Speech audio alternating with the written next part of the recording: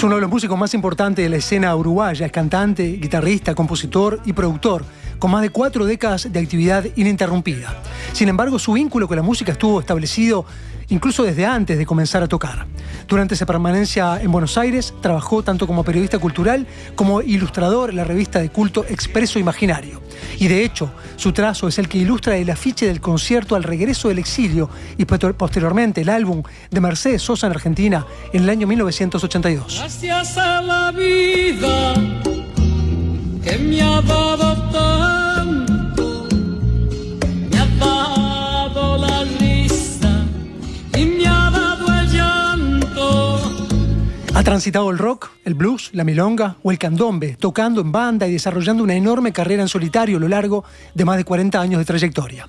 Y aunque parezcan muchos distintos, Jorge era el mismo. Era el mismo que apedreó al ferrocarril. Era el mismo que tocaba en la guitarra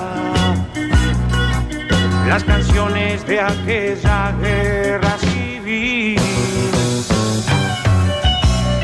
Su debut discográfico lo hizo allá por el 84, nada menos que bajo la producción artística de Jaime Ross, cuya banda además integró como bajista un par de años más tarde para el álbum 7 y 3. Esta noche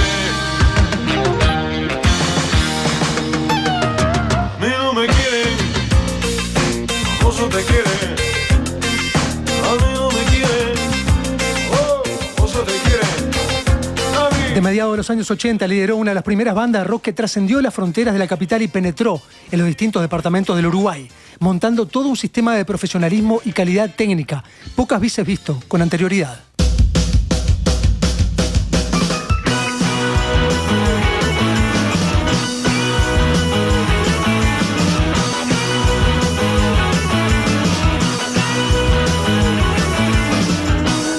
Necesitas tener mala reputación, necesitas perder un poco la razón. Tienes que conocer las drogas y el alcohol para poder saber lo que es el rock and roll. Con Nickel publicó 9 trabajos de estudio y al menos 4 registros en vivo, entre acústicos, eléctricos, sinfónicos y acelerando de 1 a 100.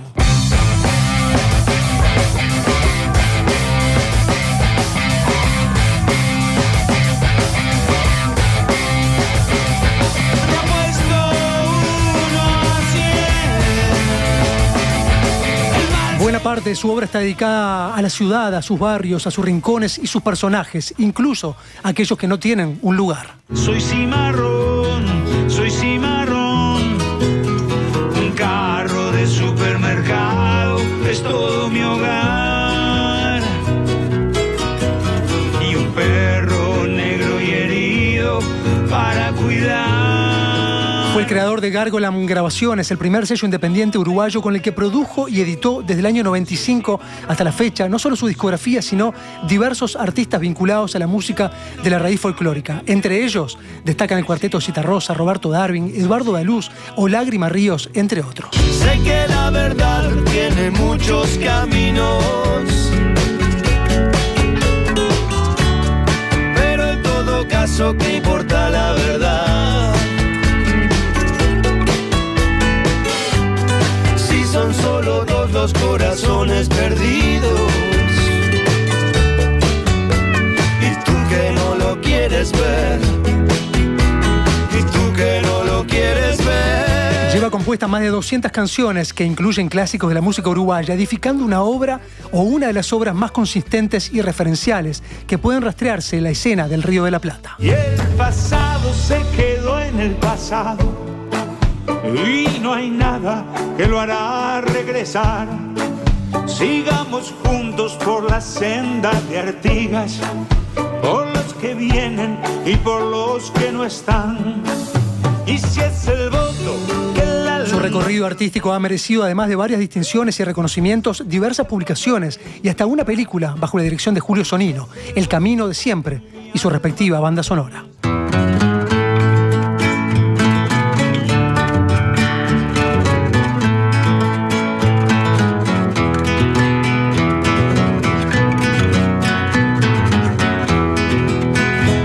Hace tan solo unos días, en medio del duelo familiar, Jorge publicó una nueva canción compuesta a 4 manos, junto a Mandrake Wolf, Fetal.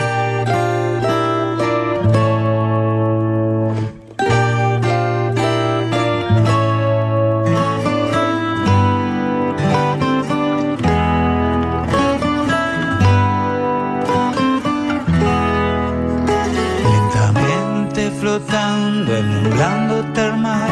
Yo no sé qué es feliz, yo no sé qué es normal. Para mí que es así, para mí que es aquí. Hoy mi madre lloró, hoy mi padre gritó. Yo no sé lo que es, para mí que son mis pies. Hoy mi madre me habló, hoy mi padre cantó. Yo no sé bien lo que... El próximo 1 de octubre, que es un jueves, celebra 40 años de canciones en el auditorio del Sodre y la convocatoria advierte que será más que un show de aniversario, un encuentro para vibrar con el artista, con el músico, con el poeta, con el innovador, en el rock y también en el folclore. Es un placer para la música Me Llueve recibir esta noche a Jorge Nasser.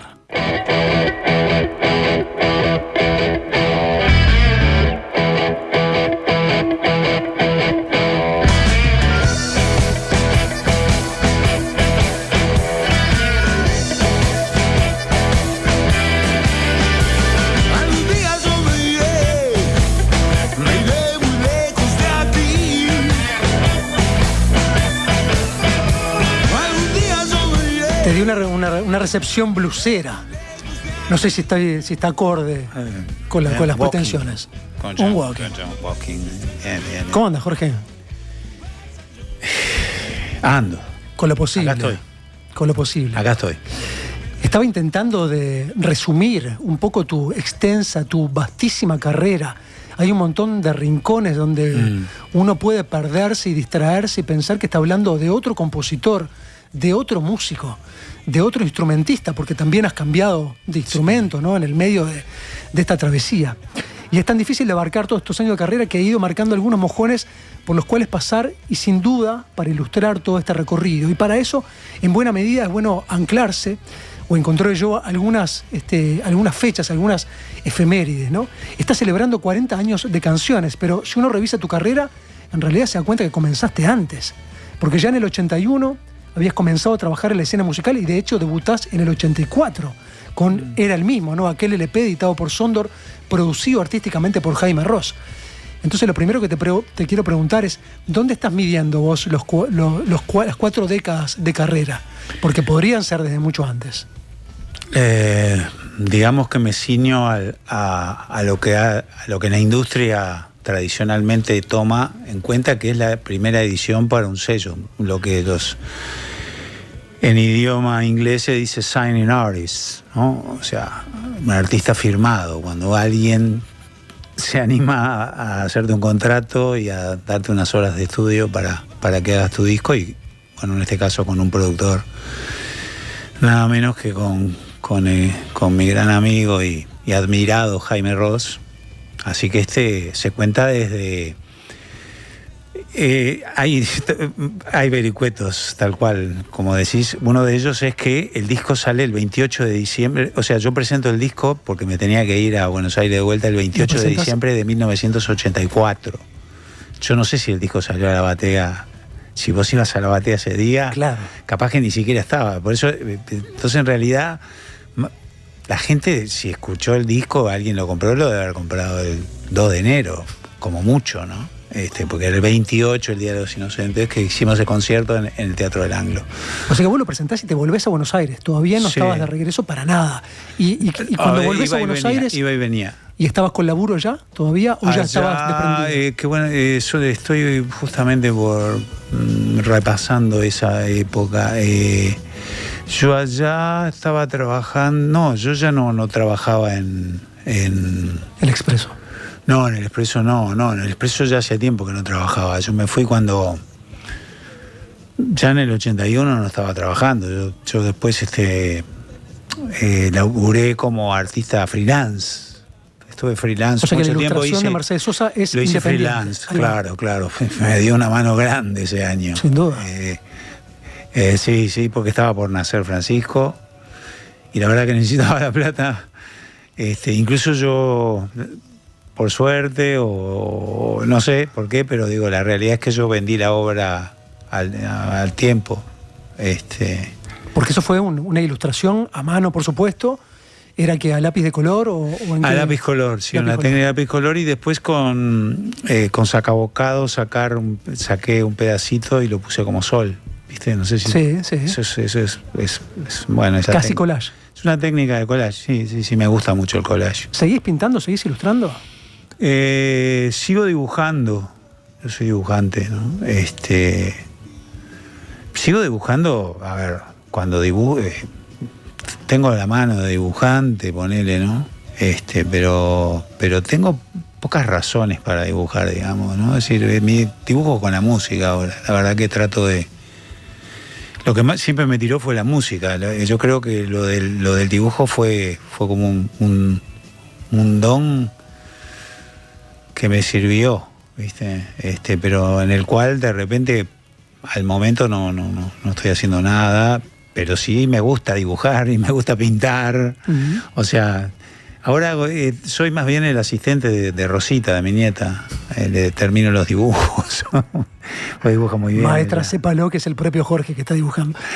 Dibuja muy bien la niña, pero bueno, sí, disfruto mucho con ella, pero tranqui, no sería un atrevido, hay que dedicarse al dibujo. Espera, entonces, primer puñado de canciones, vos llegás a Uruguay para grabarlo acá. Ya habías entablado, obviamente, relación con Jaime Ross, vos ya sabías quién era él ya sabía quién eras vos. Sí, porque yo le había hecho la nota yo lo perseguí un poco a él, porque yo lo vine a buscar acá cuando me enteré de su existencia, cuando escuché su disco, y no estaba en Europa, y ahí trabé relación con la mamá, con Catalina, la querida, un ser humano excepcional. Conocí a Wilson Negreira, su primo, que después fue percusionista de Níquel. Para que la gente se sitúe en ese momento, él ya tenía publicado el Candombe del 31, el Aquello, que es del 81, el Siempre son las 4, que es del 82, y seguramente tenía pronto el Mediocampo, que es del 84. O si no lo tenía pronto... Yo escuché, no sé, a ver, vos que sos bueno para los timeline, Sí. para la línea de tiempo, yo escuché los Olímpicos antes de que saliera. No sé en cuál disco está, no me acuerdo ahora. Y es ahí, no, es el Olímpico, es en Aquello. Sí, no, en aquello está hecho en Francia. Ese ya lo tenía hecho, ese disco. Porque es anterior, es el 82. Entonces están Siempre son las 4. Vamos a googlear. Sí, creo que sí. Sí, él me la mostró antes de que saliera. Que no es un tema que explote de inmediato, tampoco es un tema de largo aliento. La gente cree que es un tema que... Es el del 82. Sí, no, esto lo hicimos creo que entre el 80 y el 82 fue, ¿viste? Y en el 83 se ve a Mateo a Buenos Aires. Toqué con Mateo en Buenos Aires, ya tocaba también, sí, yo. Pero no tenía un contrato firmado, por eso no, o sea... ¿Y qué tocaste con aquellas canciones? No, yo toqué la música de Cuerpo y Alma, de Mateo. Ah, Claro, fue el Nego de percusionista y yo de bajista. Después vino Urbano de visita y le di el bajo. Lo vi entrar y digo, sos vos. Pero sí, fue el productor de esa ida. Fue a la postre la única salida de Mateo como artista principal a un lugar, fue a Buenos Aires. Y tenés buen recuerdo. Ahí lo vio Claudio Kleiman, Alfredo Rosso, Pipo Lermú. Piraron, los hizo pirar a todos. Estuvo como nunca, increíble. Sí, un gran pequeño momento. Espera, ¿y con Jaime cómo fue la dinámica de trabajo? Con Jaime, bueno, eso, ¿no? Empezamos a conocernos. Yo escribí una nota que fue doble central del Expreso, que fue... Había una vez un Jaime Ross, donde lo presento, entre comillas, a Jaime en Argentina, porque era un absoluto desconocido en ese momento, y bueno, y a partir de ahí eso dispara... Bueno, que le publiquen un álbum, una cantidad de cosas buenas para él y para la música uruguaya. para mí Jaime es una especie de profeta, digamos, que llegó de la nada y apareció con la verdad, ¿viste? Con una verdad, ¿no? Es decir, la otra verdad grande del estilo de música que en ese momento me atraía eran los Fatos, ¿no? Pero venía por otro lado esto, increíble, hermoso. Y me enamoré de él y de su música, entonces bueno, lo traté de difundir todo lo que pude. Después nos empezamos a ver acá, él me llevó al ensayo de La Falta. Entonces yo vi a La Falta en el Fénix y la llevé a la trastienda. Fue la primera vez que una murga uruguaya fue y todo eso. El otro día el Flaco estuvo contando, como productor, ¿no?, de ese asunto, ¿no? Yeah. Llevando bandas allá, a Buenos Aires. Sí, pero ¿sabes qué? Eso es un montón. Que me digas que... Yo qué sé, yo era un loco... Bueno, pero estableciendo puente, porque en aquella época no había mucho el rol tampoco de la producción. A eso que quiero hacer hincapié en que no es tan técnico, era más de corazón, ¿viste? Una cosa que había que hacer, alguien la tenía que hacer. Y yo soy de armas tomar, ¿viste? Soy un loco, soy un hacedor, me dice Fabián Cruz, siempre me dice que yo soy un hacedor. Y tiene razón, porque soy un hacedor. Entonces aparte hay que poner en contexto que La Falta de esos años es la del cuplé del Timbero con el Canario Luna y el Walter Venencio en la misma, es decir, recorría un amplio espectro realmente a nivel de la propuesta musical, digamos, de la murga. Era una murga increíble, ¿no? O sea, ¿Y en qué años, además, no? Por eso, y bueno, el contexto político, digo. Y los porteños, bueno, sí, bueno, un poco lo que fue el destape a la rioplatense, ¿no? O sea, primero en Argentina, en el 83 y en el 84 en Uruguay. Y bueno, nosotros estábamos ahí espadeando. Cuando acá se da la explosión del rock, a partir de aquel diciembre del 85, con la Ensalada Graffiti y todo aquel movimiento, ¿en qué estabas vos? Habías publicado ya este disco, pero te habías vuelto a Buenos Aires para volver... Formando una banda, estaba en el 85. O sea, que la viste como pasar, esa movida. No estaba, en el 84 grabé y me fui. O sea, no lo defendí al disco con ni nada. Hice ese show que está grabado, ¿eh? Algunas imágenes se van a ver el 1 de octubre, Día de la Música. Qué lindo. Internacional. Tenemos la suerte de que sea el Día de la Música el jueves 1. Y ahí vamos a ver alguna imagen de ese show, 28 de diciembre. Después me voy a Argentina y decido armar una banda de rock con Pablo Faragó, que ya había tocado en el disco, era el mismo. O sea, nosotros todos tocábamos en otra banda que se llamaba Canturbi, una banda argentina de rock así medio barrial. Uh-huh.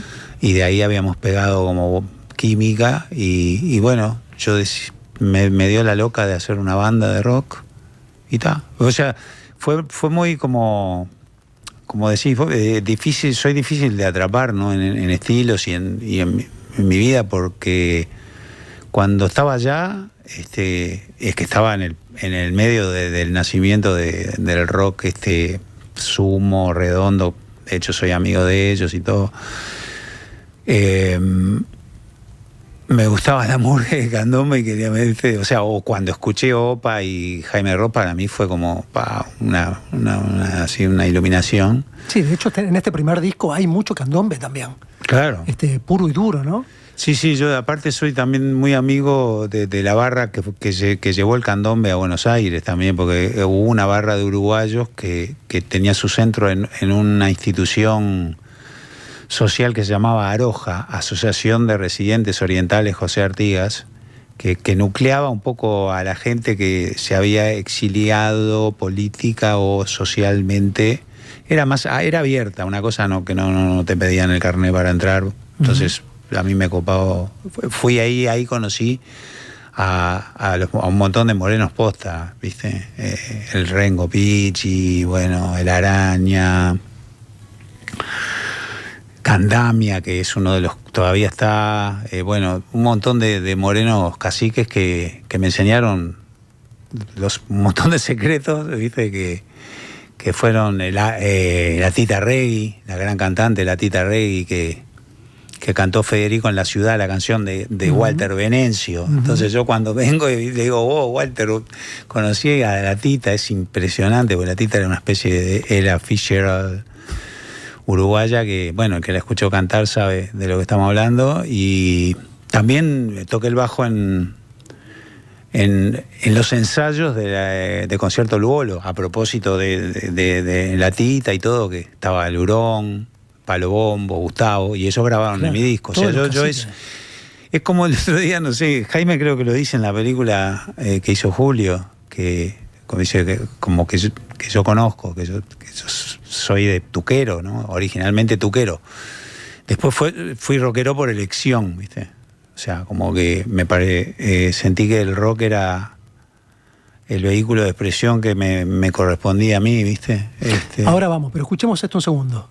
Inconsciente, como buscando tranquilidad, mi corazón te fue encontrando y no sabiendo hablar del amor en miedo de Dios, entreverando. Se lo dedicamos a Ino Guridi. Ahí va. Le gusta esta canción. Escuchá qué vocecita que tenés ahí. Qué timidez, ¿no? ¿Pero estás impostando o esa era tu voz? No, ese es tipo que tiene miedo de cantar. Ya, yo por eso a mí me cuesta este disco, ¿viste? Me imagino, pero como nos cuesta a todos, lo primero que hemos hecho, ¿no? Y sobre todo si tiene que ver con la voz, ¿no? Que es algo que uno va como colocando, descubriendo, donde quiere que esté. Increíble, ¿no? Sí, yo durante mucho tiempo traté de esconderlo, de fingir que no existía. Tanto, y el primero de Nickel también. No soy un artista que voy a ser recordado por haber hecho un fantástico primer álbum, debut.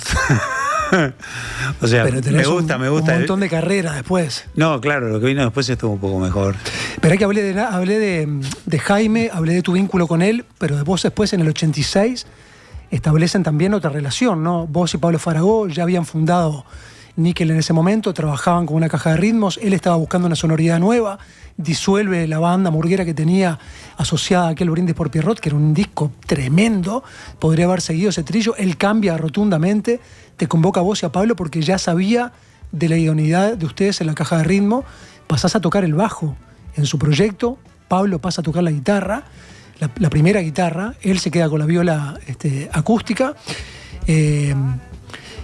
ahí está Mañone, Alberto y también Estela, y aparecía por ahí, ¿no?, el propio Eduardo Mateo. ¿Cómo fue esa experiencia de vos con el 7 y 3?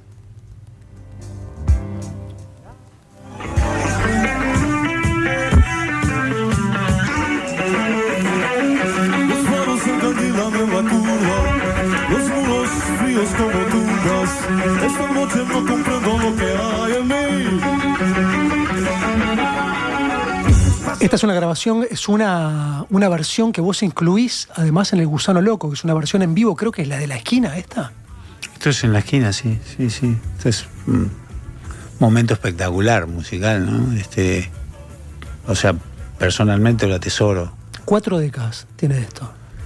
Pero viste que no, es ageless, no tiene... No se arrumbra esto. No, viste que este es un rock, esto me identifica mucho a mí, ¿no? O sea, yo siento, me acuerdo de alguna, no sé, para pintar un poco, me acuerdo de una noche, de un fin de año, y no sé, sería 83, 82, alguno de esos primeros años de los 80, con Jaime, pasando un fin de año en Buenos Aires, en la casa del bajista mío, Mario Méndez Caldeira, y poniendo un disco de Creedence y diciendo, esta es la luz, esto es la luz. No sé qué música se escuchaba en esa época, ¿viste? Pero no era Creedence. Pero nosotros estábamos como alucinando con eso, ¿no? Y Jaime siempre fue muy rockero, ¿viste? Él, muy rockero. Y a veces como se destacó mucho con el candombe beat y como que lo militó, digamos, quedaba un poco ensombrecida ese costado de él. Entonces, la verdad que cuando nos hemos juntado siempre nos hemos dado una panzada de rock, porque es como que en ese palo nos sentimos también muy cómodos. Estamos hablando mucho de Jaime, pero estamos hablando mucho también de los principios de la carrera de Jorge Nasser, con quien vamos a seguir conversando. Hacemos una pausa y ya volvemos, porque él está celebrando 4 décadas de historia y lo va a estar festejando el próximo 1 de octubre, nada menos que en el Auditorio del Sodre. Ya venimos.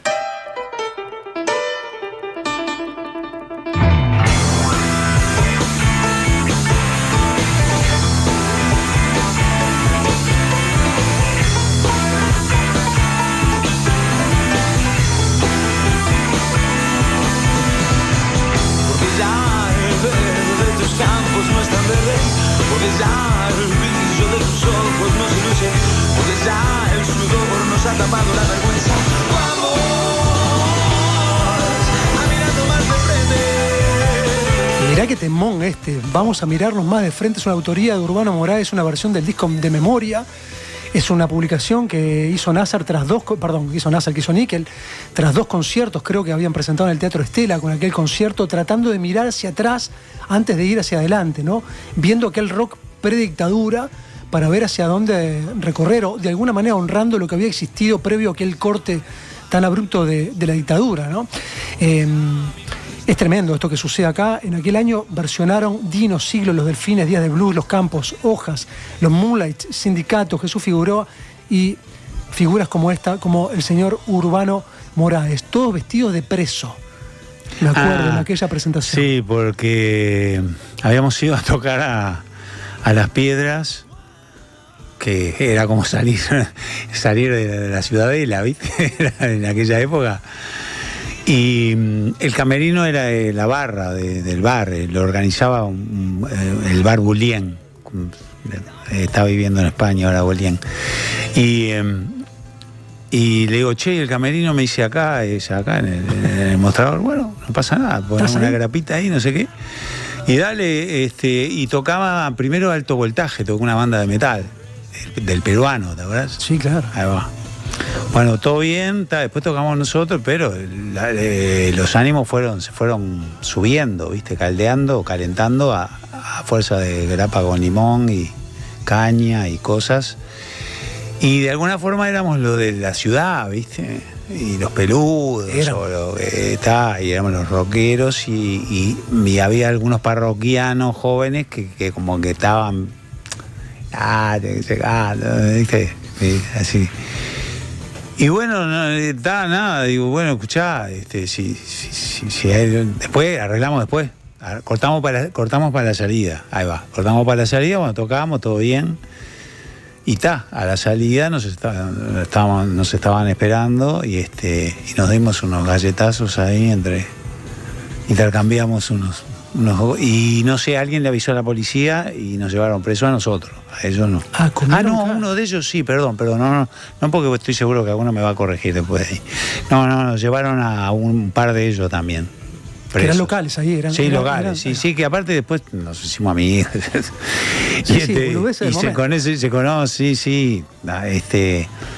Y bueno, tuvimos las 24 horas, toda la noche, y sí, al otro día de noche nos soltaron, y ese día, para llamar, para ir al baño, en la prisión, en el calabozo de la seccional, tenías que decir puerta, llamar al puerta, al policía que abre la cosa de puerta. Entonces, bueno, de ahí surgió la canción Puerta, y que la presentamos en el Band Explosion, que estaba Daniel Figares, el querido Daniel Figares, un gran amigo, y que bueno, salimos segundos en ese Band Explosion, pero sí, nos surgió eso de hacer. Sí, elijo Puertas y no sabía la historia. ¿Sabés quién hizo ese vestuario? Lo hizo Pepi Goncalves, la primera grafitera del Uruguay, ¿no? Claro. Una mujer. Sí. Qué lindo. Qué bueno. Eso fue la antesala de los Gargolan. Sí, porque ustedes hacen de memoria y después se sumergen en los Gargolan. Sí, es una locura. Si prestan atención, estamos hablando del año 91, cuando acá se disolvía la mayor cantidad de proyectos de la escena rockera. Estos tipos no solamente hacían un homenaje al rock del pasado, sino que además hacían una apuesta independiente de 2 trabajos, ¿no? Y aquellos Gargolan, de hecho, eran los que incluían en su acto 2, eran los que incluían esta canción. Y voy haciendo el camino de siempre. Se fantasma del viejo hospital.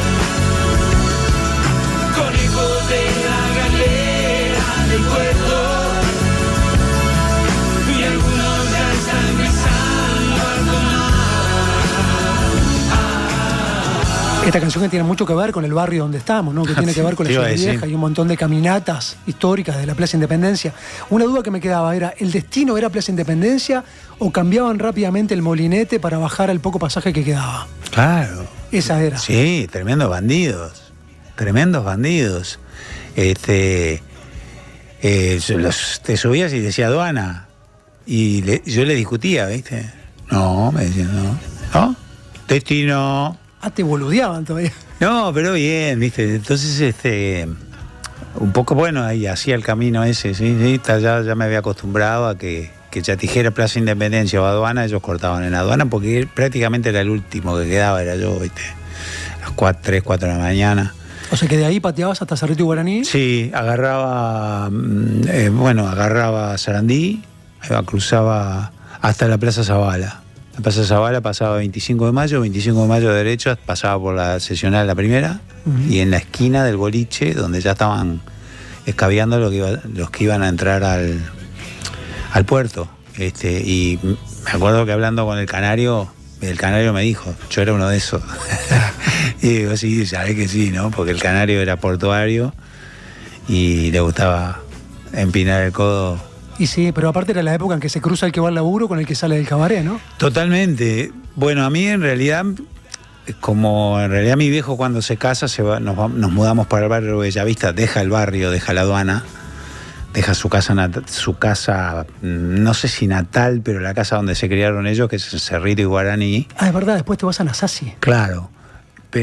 Yo todos los fines de semana tenía que volver. Había una reunión familiar los domingos seguro, ¿viste? Todos los domingos. Entonces, después me tenía que volver. En el 125 tenía que agarrar esa callecita Yacaré, que es una calle de una cuadra sola. Pero no era como es ahora, era toda llena de peringundines, posta, así que tipo esos que se ven en las películas, ¿viste? Bagalleros. Con gente que tiran a la calle y vos vas caminando y lo tiran a un tipo en la calle. No entres más porque te vamos a reventar. Y sí, con marineros alcoholizados que los echaban de los bares y todo. Y nosotros pasaba, era un chiquirín chico, y mi viejo como era del barrio, me decía, no pasa nada, yo lo pasé acá, ahí va, las chicas y los muchachos. Me daba una explicación media filosófica de barrio, así, seguíamos. Divino, quiero seguir avanzando un poco más. Poco después de aquel año 91 en que sale esta canción, ¿no? Que te ha traído un montón de alegría, ¿no? Y de hecho muchísima popularidad y éxito comercial también, ¿no? Posicionaron no solamente la banda, sino una escena rockera con múltiples posibilidades que no existían hasta ese momento. Pero quiero avanzar un poco más. A mitad de los 40, cuando el cuarteto, de hecho, publicaba Otra Navidad, Las Trincheras, Nickel editaba Amo este lugar, ¿no? Esta canción, por ejemplo. Y el pasado se quedó en el pasado y no hay nada que lo hará regresar.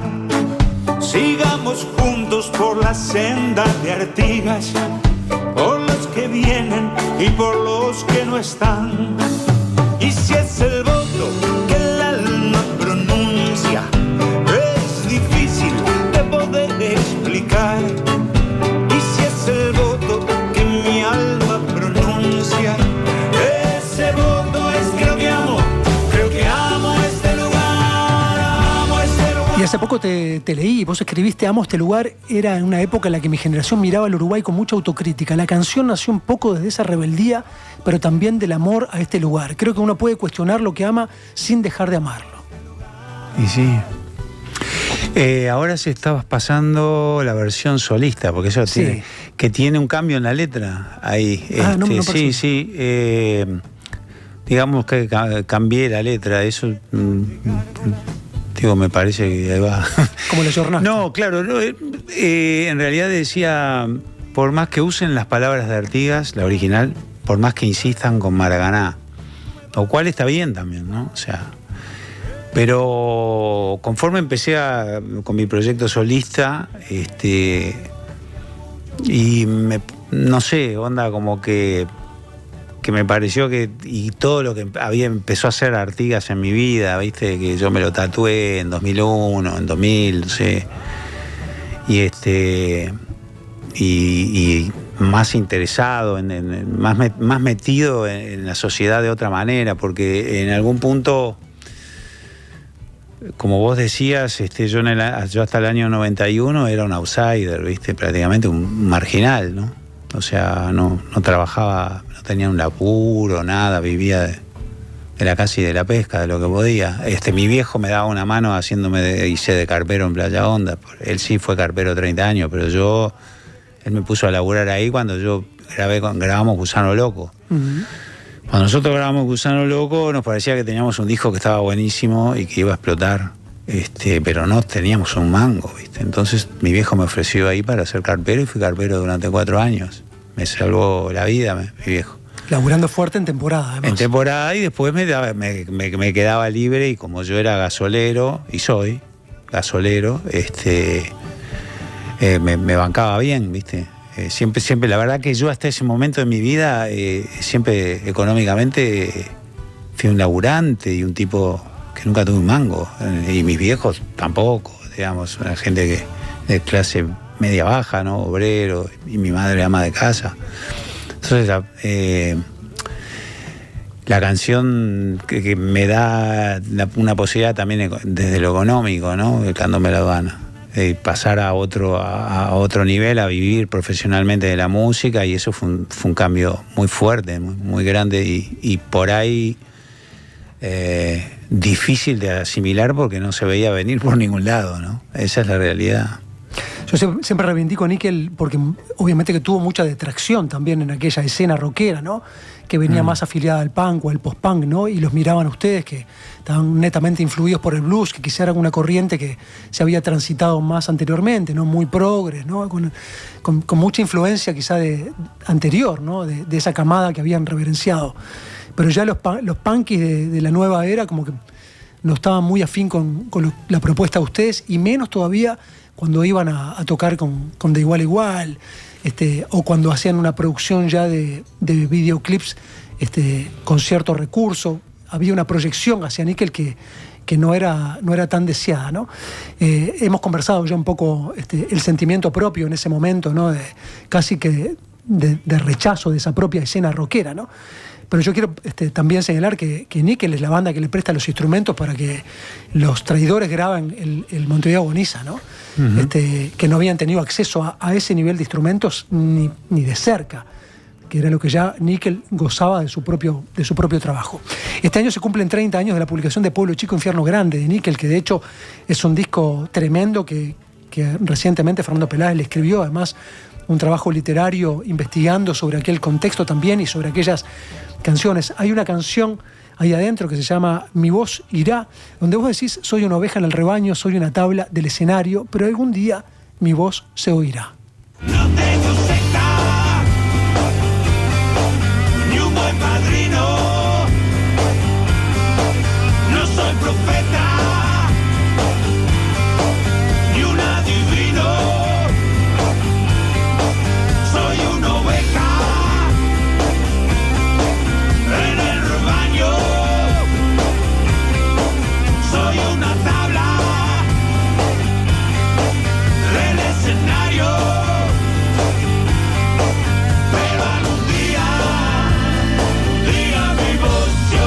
escenario, pero algún día mi voz se oirá. Con acordeones de fondo, ¿es el Hugo ese que está tocando? No, es el Pato Dana. ¿Es el Pato Dana? Sí, bueno, el Pato toca todo. En ese disco hicimos muchos juegos de intercambiar instrumentos, tocamos percusión, tocamos cosas que no nos animamos a hacer cosas. Un disco medio ambicioso desde lo desafiante, ¿viste? Desafiante, a ver si haces esto, lo otro, tirar los solos y que quede, a ver, mandame el solo, ir, montarse en la guitarra y mandarlo y tocar un solo y bueno, que sea ese el solo o tirármelo de vuelta y ya está. Poco, ¿verdad? Sí, es un álbum interesante y me gusta el approach de Peláez porque se enfoca en eso, ¿no? Dice, nosotros siempre fuimos tipos muy, muy, muy enfocados en la música, ¿no? O sea, en que la música hacerla lo mejor posible y en respetar al público y subirnos al escenario con una propuesta, yo qué sé, unas cosas que como algunos le dicen profesionalismo, yo qué sé, para mí es una ética de laburo, ¿no? Vos cuando vas a laburar, yo qué sé, no, también te vestís de alguna forma, no sé, no vas a... y cuando te vestís todo también todo roto y todo, también a veces es postureo, yo qué sé, es bastante más...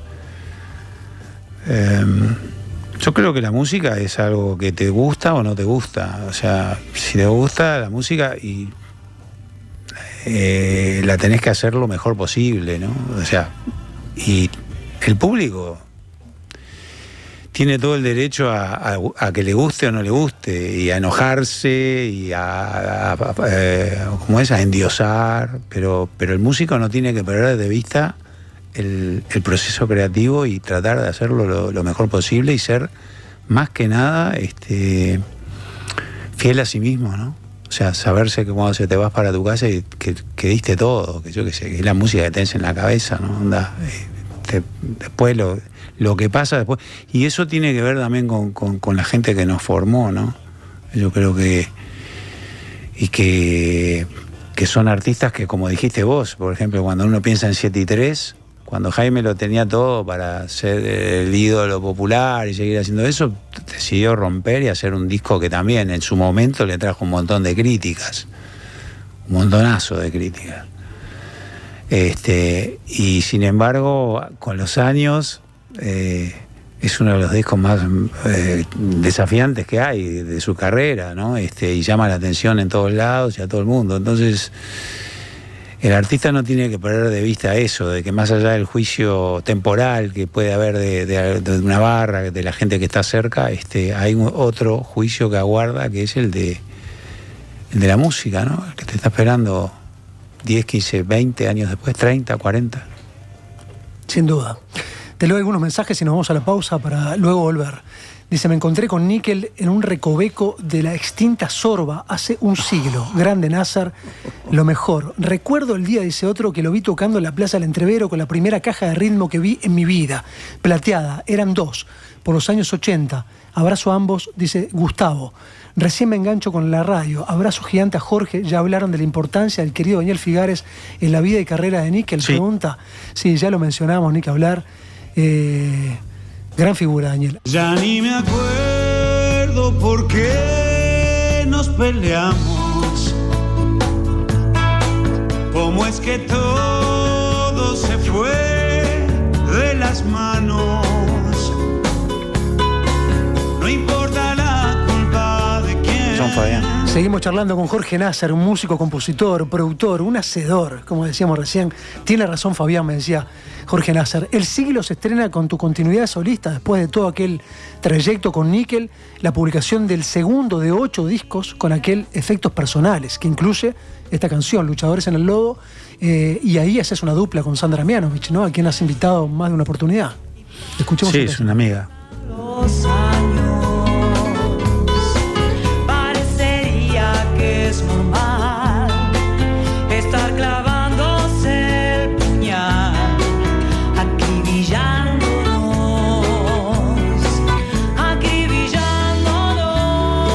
Yo creo que este era el momento en que vos saliste con aquel tatuaje de Artigas y toda aquella reivindicación, y era como la apuesta fuerte a este mundo de la milonga en el que estás sumergido hace un gran rato.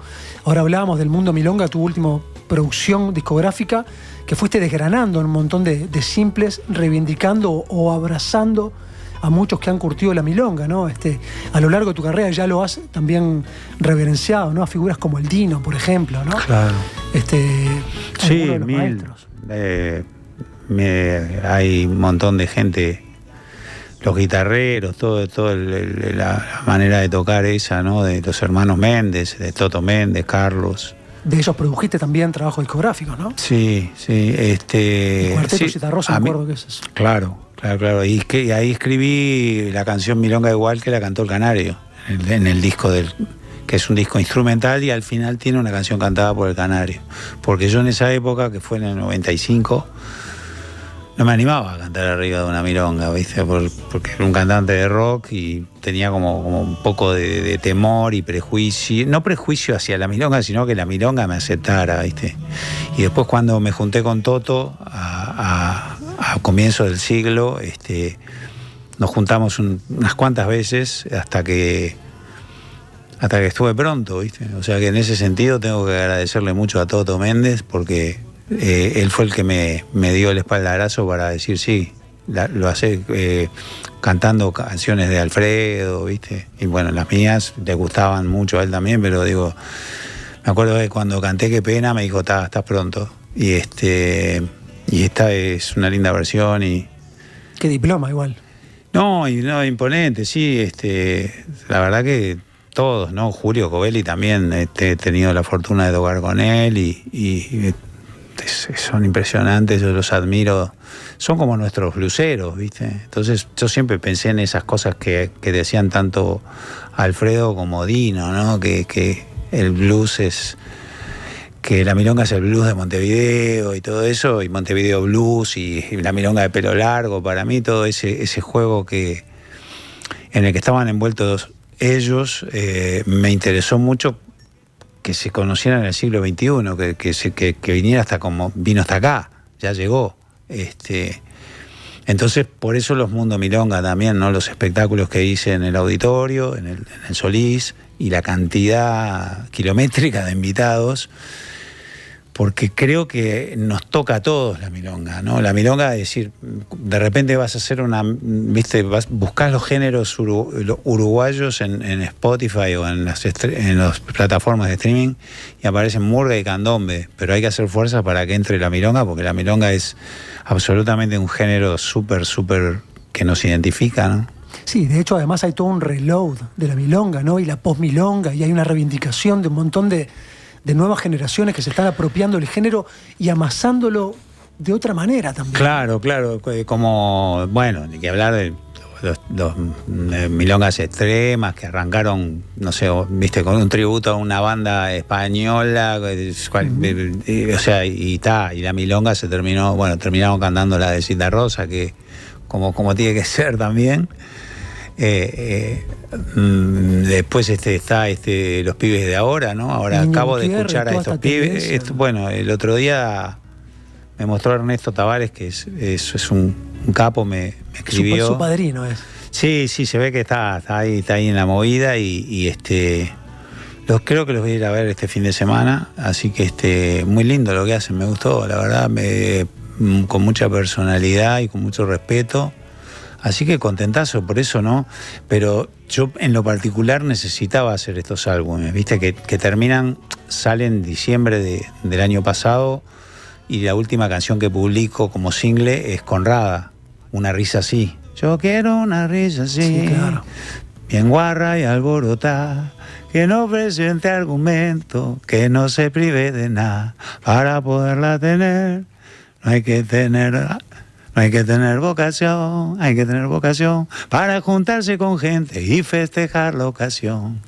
Y bueno, cierro ahí, y bueno, arranco cuando esperaba los 40 años, que ya lo teníamos arreglado, tuve la partida de mi querido hijo, y acá estamos, va a ser más que una celebración, un encuentro, y una oportunidad para recibir y dar lo que el cariño que tengo para la gente y lo que la gente tenga para mí, lo voy a recibir de buenísima gana. ¿Vas a recibir muchos invitados también arriba del escenario o es no más tantos? No tantos. No sé, o sea, no podría tolerar una cabalgata de esas como las que no estoy en otra, estoy parado desde otro lugar, o sea, soy otra persona, ¿no? A mi corazón le falta un pedazo y eso va a seguir siendo así. Jorge, encontraste refugio en la música, encontraste un espacio de comunión también, incluso con Simón, ¿no? Sí, claro. Si no fuera por la música, una vez más, ni siquiera estaría acá. Pero, claro, él también era un músico, un excelente músico con una voz fantástica, pero le gustaba hacer de todo, entonces picoteaba y tiene par de temas inéditos, uno de ellos bueno, nada, vamos a tratar de honrar su memoria porque era un crack, aparte de mi hijo era un tipo muy querido y bueno, la vida nos planteó este desafío y estamos acá, pero ya te digo, esta es la primera nota que doy y este 1 de octubre los espero a todos para darnos un abrazo, ¿viste? Y seguir para adelante. Revisando aquel segundo disco de tu carrera en solitario, me encontré también con una canción para Simón. De hecho se llama así, Canción de Simón. Sí. Es hermosa además. Sí. Jorge, ha sido un placer tenerte acá. Te abrazo en múltiples oportunidades. Te deseo lo mejor para este retorno a la música. Ojalá que las canciones logren sostenerte, ¿no? Porque de alguna manera también se ahora trata un poco Fetal dio una mano, ¿no? Nos dio una mano Fetal que salió el viernes. Increíble, ¿no? Una canción en el medio de repente de la desolación de una pérdida, una canción que habla de una vida que se inicia, ¿no? Sí, de hecho una de las últimas que habías grabado también se llama La vida empieza, ¿no? Sí. Con Fabián, con Raúl, con la Catalina. Sí, sí. Nos vamos con esa. Porque dale. De alguna manera la vida empieza. Sí, definitivamente. Jorge, ha sido un placer. Gracias a todos.